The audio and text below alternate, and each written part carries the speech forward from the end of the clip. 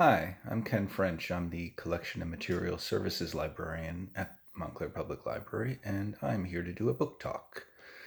Before I get started on the actual book, though, I wanted to take a moment to plug our online resources. For those of you, and that's all of us now, who cannot get into the library to borrow materials, you can borrow online materials, ebooks, downloadable audiobooks through several of our sources. You can use our catalog to search what we have available through Overdrive, the Libby app, or you can check out materials via the Hoopla service that we subscribe to. And the reason I mention Hoopla is because the book I want to talk about is available on Hoopla. And the difference between the two is that Libby only allows one patron at a time to borrow the materials. So I was trying to pick a book to talk about that multiple people could check out at the same time, which is something that you can do on Hoopla. So the book that I chose, and it's here on my Kindle, I don't have a nice flashy color picture, is Caging Skies by Christine Lunens. And for those of you unfamiliar with it, this is the novel that formed the basis for the movie Jojo Rabbit, which came out last year and which won the Academy Award for Best Screenplay for the writer-director Taika Waititi. If you've seen the movie, this is a good opportunity to talk about the difference between books and movies. Some movie versions of books are very faithful to the source material. I remember the New York Times describing one of the Harry Potter movies as basically a Cliff Notes version of the book. And this is not true in this case. Taika Waititi took the very bare bones of this story and went his own direction with it. For one thing, the novel is not a comedy. The movie's not really a comedy either, but I mean, it does use humor to, I guess, supplement the drama that's going, or soften maybe the drama that's going on in the background. The story takes place in the final year or so of World War II, in a town. It's never specified in the movie. In the book, it's Vienna, and a young and adolescent boy. In the movie, he's much older in the book, which surprised me. I was not expecting that. In the movie, he's only 10. I think he turns 11 as the course of the story goes on. But in the book, he starts out at about 13 or 14, and it goes into his late teens. It takes place over a longer period of time. And he is, as the story starts in both versions, he's very devoted to Hitler, to the Nazi Party, and is a member of the Hitler Youth Movement. And over the course of in the early part of the story, in both versions, again, he finds that his mother has been sheltering a young Jewish girl in a crawl space in their house. And that is about where the similarities end. He and he's not, for one thing, he's not even called Jojo in the book. He's just strictly referred to as Johannes, which is his name.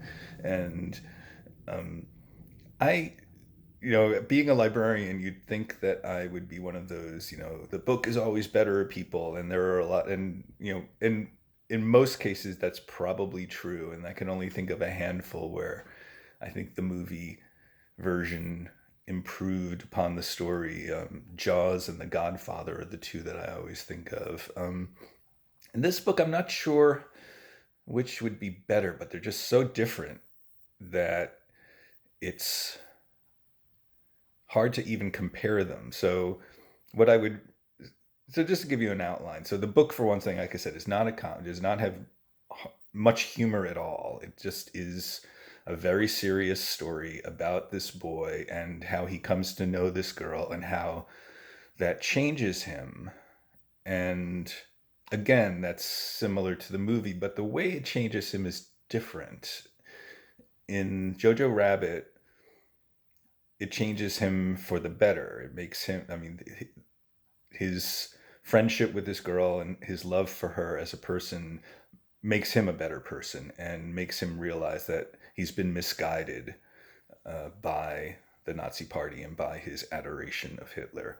Um, in the book, he you can't really say he's a better person. He becomes very obsessed with his feelings for Elsa, the girl, and to the point where he lies to her and he manipulates her.